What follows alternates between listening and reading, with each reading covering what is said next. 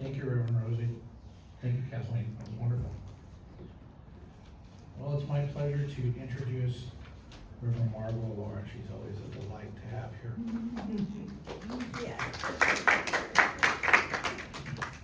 Margo entered the spiritual path after receiving sporadic messages in 1983 in Boulder, Colorado, that her teaching career was complete and it was time to her to add spirituality to her life. Plus, she would be moving. Her mother's poor health brought her to San Diego, and her mother's transition established her back in living in San Diego and taking classes from the spiritualist teachers and science of mind teachers.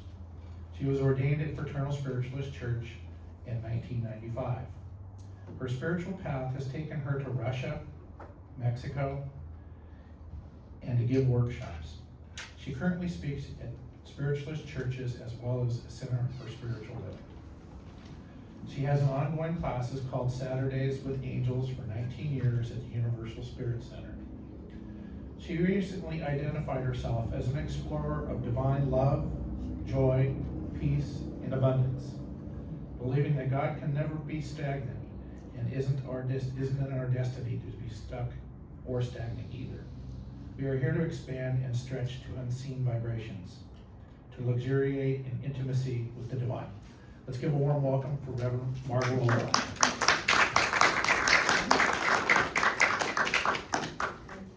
Thank you. I'm so excited to be here.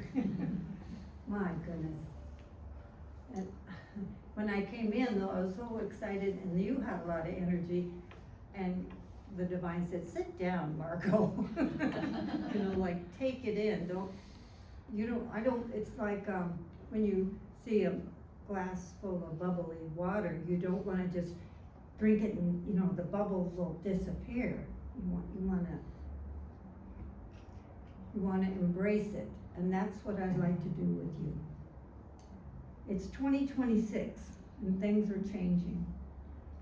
We're more mature. Remember that when you feel a little off center. We are more mature. We've been through and we've been inside ourselves. We've held hands with God in all kinds of circumstances. So it's time to not live in so much story, not so much sugarcoating. Well, how are you? Well, by the way, let's just go for radiant self-sharing. So my radiant self is here with you, and it's reaching yours and yours. Radiant self, radiant sharing. Now, some people use the word higher self. That's cool, but I like radiant because it does refer to the light that each of us share and each of us carry. God's here. And and I can't get away from the light. Now, I might do in my past, some maybe nasty things, but that doesn't cover up the light. It just means that I need to perhaps, make amends or talk to God about self-forgiveness. That's a big one for many of us and for me. God's here, always with light. So, our light not only feels good, but it's the constant power source to break through darkness. Now, at my house, it was built in 1972. My power source, just about every day there's a blinking light, and several times a month my power goes out, because that's what's going on out there. That doesn't happen to us. Now, do I sometimes feel like I'm having power outages with the divine? You betcha. You betcha. Especially if I can get my ego in there a little bit. But God, you didn't do so and so. That's a power outage that is just in here. It's not real. God can't turn off God. The divine, she just can't. She shines. She shines. I gotta tell you, she shines, but yesterday I moved my, computer and stuff around, and I couldn't print my talk today. So I got it in written form, which means it has to be a little closer.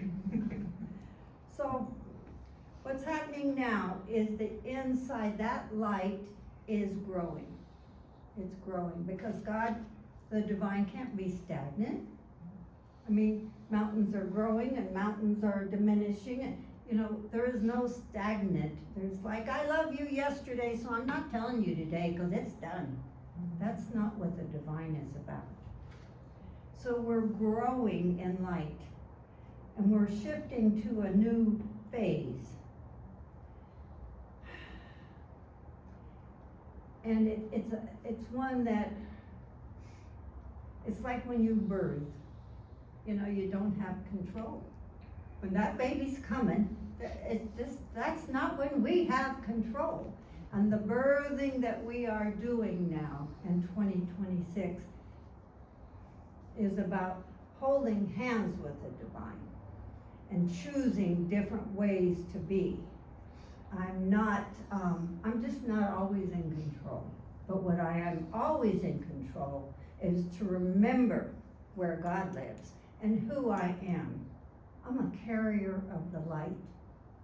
Your radiant self is always there. Divine energy, it expands. Don't hide your strength. Share it. And I wrote Sharon's name in here because let us be flexible. I heard that, I know that she plays the bowls, and that today she didn't do that. She came down to be here. So listen to yourself. As soon as she said that, I'm generally more auditory in my receptivity, but I could feel, I was very kinesthetic, I could feel the expansion in her heart. So if you're in a nice habit, that's great. Listen, feel, know, take a quiet moment to say, God, what's for me now? And when you do that, you reinforce for someone else too. Because I've done that, now she's doing it, and you've done it. We reinforce who we individually are. Because I carry God my way, and you carry God your way. And as we practice, as we share, saying, I'm gonna share, I just couldn't stand up with you all when we were singing at the beginning. You might not have noticed because you were singing and doing the opening. My body said, Margo, you better, because I'm 84, share the way you can. So I sang loud, but I sat the whole time. Because there was something in me, and it says, hold your energy and focus it where you do best.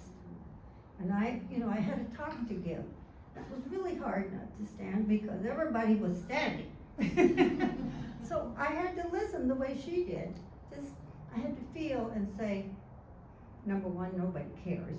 But you know how you think, well, everybody's looking. But it's about being your individual self carrying the divine. Your age, your hair color, your background, your individual self. What I was thinking today is that you and I are in a cooking phase or a simmering phase. Things are changing, and we're cooking. We're cooking different recipes for our life. Do you like that? Mm-hmm. I like that a lot. That makes sense to me. I don't have to know what I'm gonna be like or doing in a month from now, because recipes are my recipes, and I'm cooking them up, and so are you. You may say yes to something that last year you wouldn't have, or you may say no. What I'm learning to say is, I'll think about it. And that's hard, because I like making decisions, I like sounding like I'm right with it. So I have to have it written in my desk. I'll think about it.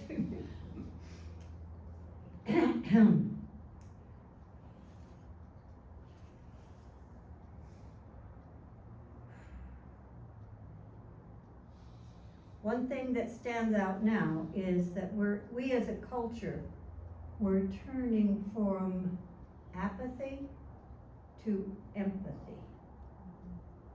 And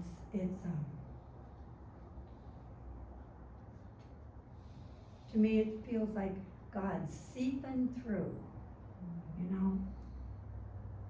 So if somebody says, well, I don't care, I don't have to tell them, well, care you idiot. I don't have to say that. But I can say why I care. And I can say that what each of us do makes a difference. Or each of us thinks. I have to let some people know that there are vibrations. They know about microwave vibrations, but they don't know that what we think and who we are is a vibration. God bless you for staying. I got it. So just a little interruption in my talk. You guys, I don't know if I ever say to somebody, come hear me talk. I don't know if I do that. I don't think I do that.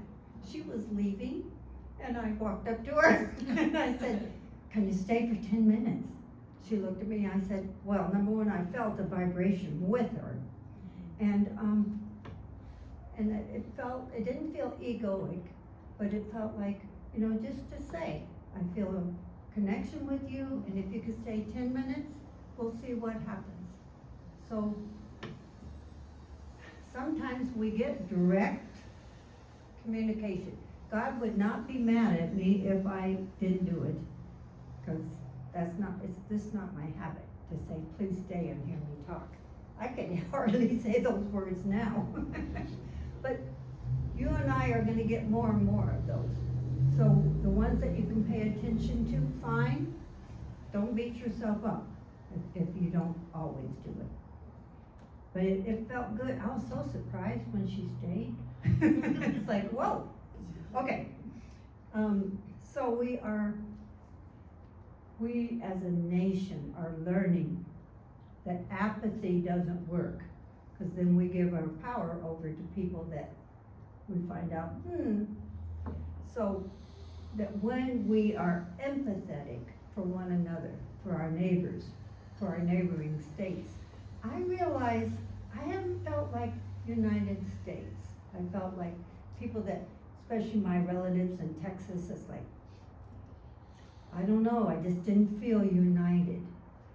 With empathy, I can at least feel connected to my cousin.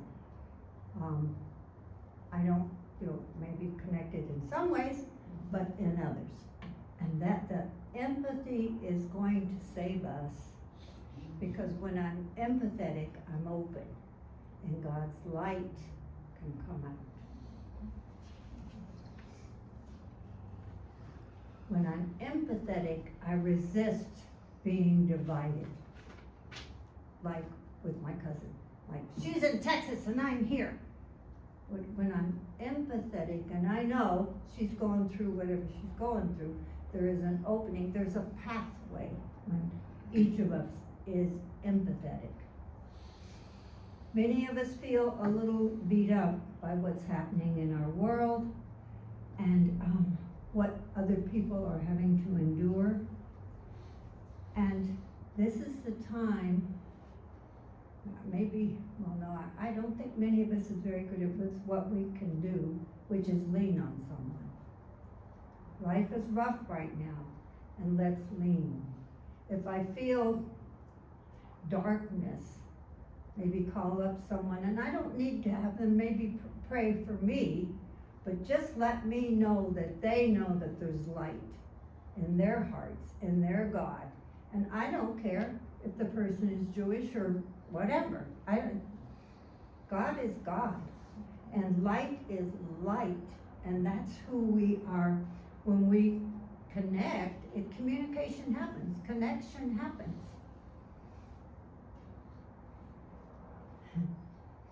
Peace and love are active God words. they're active. When I type them out, I'm gonna put little, I don't know, feet on them or something, because it's an action word. And I believe Jesus was one of the first organizers of peaceful protests. It's time for us to know. Now, I don't have to do something, actually I don't have to do anything. But what I'm feeling is it's time for each of us to acknowledge our individual abilities to carry God's light. Some of us play the bowls or the beautiful harp. Some of us cook. That's wonderful. It's not as if we all got to become homogenous and just do it. It's that we can be individuals and carry God's light. The news talks about problems, and it's up to us to remember darkness is not real. It's the absence of light. Light is always present. The divine is here in nature and plants, animals, always dwelling within us. There's a song, it's I Am the Light. It's just a short song. And the other day my friend said to her, I think the child was 4, honey, turn on the light. The kid says, I am the light, I am the light. She knew the song. And you know, wouldn't it be wonderful if when somebody said to me, turn on that light, I just started singing, knowing that this is where the light is. 4 years old. God is indwelling and always nurturing us. We won't let us be divided. If someone says, oh, she's, I don't know, Hindu, some other religion, fine. Let it spark, oh, I wonder how it feels, or I wonder what they say. What light in me can touch the light in her, or him, or them? It takes every puzzle piece to make a puzzle complete.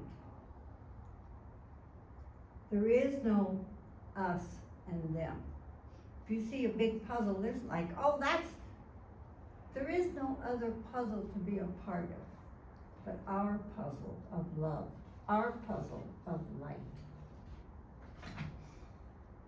All the players, all of us matter.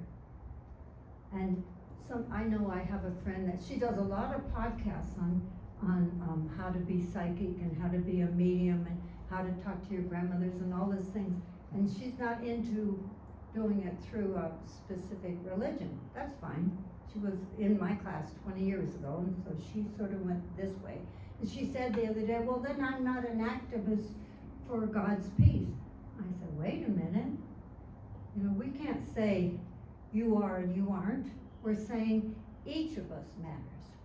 Each of us is a complete puzzle within God's energy, and we are part of the great puzzle of life.